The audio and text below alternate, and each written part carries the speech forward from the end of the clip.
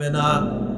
বরকত পাবে কিভাবে? ফেসবুকটা চালায় যখন বসবে বলবে একটু পরে একটু পরে একটু পর করতে করতে দেখা যায় 6 ঘন্টা চলে যায়, আসল কাজের কাজ হয় না। হাদিসটা শেষ করি, পরে এই বিষয়টা আবার আলোচনা করতেছি। রাসূল বলেন ওয়াকসুরাল হারজু, খুন খারাপি বেড়ে যাবে। আপনাদের নদীর মধ্যে লাশ ভাসতে থাকবে, পাবেন বস্তার ভিতরে লাশ পাবেন, নাম পরিচয় নাই এমন পাবেন, পরিচয় আছে এমনও পাবেন, পরিচয়হীন লাশ এমনও পাবেন। হাত্তা ইয়াকসুরা ফীকুমুল মাল, সম্পদ এত বাড়বে, বাড়তে বাড়তে কারো কারো সম্পদ ফায়াফিদ, বাড়তে বাড়তে উপচে পড়বে, সে নিজেও জানবে না তার কি পরিমাণ সম্পদ। এই জাতীয় ধনী মানুষ আসেনি। তাহলে আসলে আমাদের মূল আলোচনায় যাই যে কিয়ামতের আগে ভূমিকম্প, আসল ভূমিকম্পে কিয়ামত হয়ে যাবে, এর আগে ভূমিকম্প হবে। এই ভূমিকম্পগুলা কি আসল ভূমিকম্প না কিয়ামতের আলামত? قال رسول الله صلى الله عليه وسلم, নবীজি বলেন লা ইয়াশরাবান্না নাসুম মিন উম্মতি আল খামরা ইউসাম্মুনাহা বিগাইরি ইসমিহা, আমার উম্মতের একদল মদ পান করবে, মদের নাম অন্য নাম দিবে, ওই নাম অন্য নাম দিয়ে তারা মাদক সেবন করবে। কোন নেশা জাতীয় দ্রব্যের নাম হবে গাঁজা, কোনটার নাম হবে ইয়াবা, কোনটার নাম হবে হিরোইন, কোনটার নাম হবে ফেন্সিডিল, কোনটার নাম হবে আফিম, কোনটার নাম হবে শ্যাম্পেন, কোনটার নাম কানাডারাই, কোনটার নাম মাসতুত। নবী বলেন আমার উম্মতের একদল মদ পান করবে, মদের নাম বিভিন্ন নাম দিয়ে তারা মাদক সেবন করবে। ইউজাফু আলা রুসিহিম বিল বাইনাতি ওয়াল মুগান্নিয়াত, তারা যখন মদ পান করবে মদ টানতে থাকবে, আর তাদের সামনে গান বাজনা চলবে, তালে তালে নর্তকী নায়িকা গায়িকারা নাচানাচি করবে। একদিক দিয়ে মদ পান চলবে, অন্য দিক দিয়ে নাচানাচি হবে, গায়িকারা গান গাবে, নায়িকারা নাচতে থাকবে। রাসূল বলছে এটা হবে, কবে হবে এটা? আর কয়দিন পরে।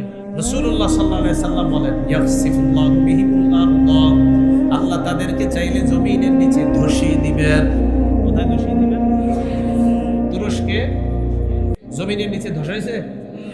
আল্লাহ শিক্ষা দিতেছে, দেখো অপরাধ যদি বাড়ে, আমি তোমাদেরকে জমিনের নিচে ধসিয়ে দেওয়া আমার জন্য কোনো ব্যাপার না, মাত্র 45 সেকেন্ডের খেলা একটা দেখাই দিচ্ছে।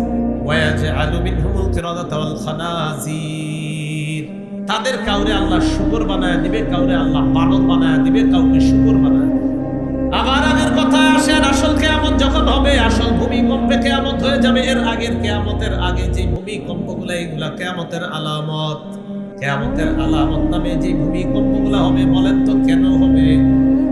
قال رسول الله صلى الله عليه وسلم, নবীজি বলেন আমার উম্মতের মধ্যে যখন 15টা অপরাধ বাড়বে, তখন তাদের মাঝে ভূমিকম্প সহ বড় বড় গজব আসবে। 1 নাম্বার ইদা তুফিজাল ফাইউদ ওয়ালা, যুদ্ধলব্ধ সম্পদ ব্যক্তিগত সম্পদে রূপান্তরিত হবে। 2 নাম্বার আল আমানাতু মাগনামা, আমানত লুটের মালে পরিণত হবে। আপনি আমার কাছে আমানত রাখছেন, এই আমানত আমি আপনাদের যথাযথভাবে আদায় করে দেওয়া। ইজমানুলি সিত্তান আজমান লাকুমুল জান্নাহ, তোমরা আমাকে 6টা জিনিসের নিশ্চয়তা দিয়ে দাও, আমি তোমাদেরকে জান্নাতে নেওয়ার জিম্মাদার হয়ে যাব। কথা হারায় ফেললেন না। কয় অপরাধে গজব আসতে পারে আমাদের উপর? 15টা। 15টার মধ্যে দ্বিতীয়টা হলো আমানত লুটের মালে পরিণত হবে। এখান থেকে আলোচনা গেছি অন্যদিকে আমানত। রাসূল বলেন 6টা জিনিসের নিশ্চয়তা দাও আমাদের। তো রাসূলুল্লাহ সাল্লাল্লাহু আলাইহি ওয়াসাল্লাম এই কথা বলার পর বলেন 1 নাম্বার উসদুকু ইদা হাদাসতুম, যখন কথা বলবা সত্যি কথা বলবা। 2 নাম্বার আউফু ইদা ওয়াআদতুম, ওয়াদা করলে ওয়াদা রক্ষা করবা। 3 নাম্বার আদু ইজা তুমিনতুম, তোমাদের কাছে আমানত রাখা হলে আমানত যথাযথভাবে আদায় করবা। 4 নাম্বার উদ্দু আবসারাকুম, নজর হেফাজত করবা। 5 নাম্বার ইহফাজু ফুরুজাকুম, লজ্জাস্থান হেফাজত করবা। 6 নাম্বার কুফু আইদিয়াকুম, হাতগুলা অন্য মানুষকে কষ্ট দেওয়া থেকে তুমি বিরত রাখবা। আজমান লাকুমুল জান্নাহ, আমি নবী তোমাকে জান্নাতে নেওয়ার জিম্মাদার হয়ে যাব।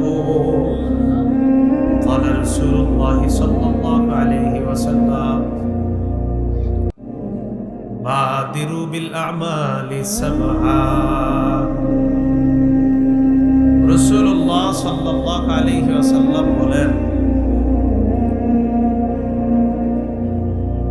7টা জিনিস তোমাদের কাছে আসার আগে তোমরা আমলের প্রতি মনোযোগী হও।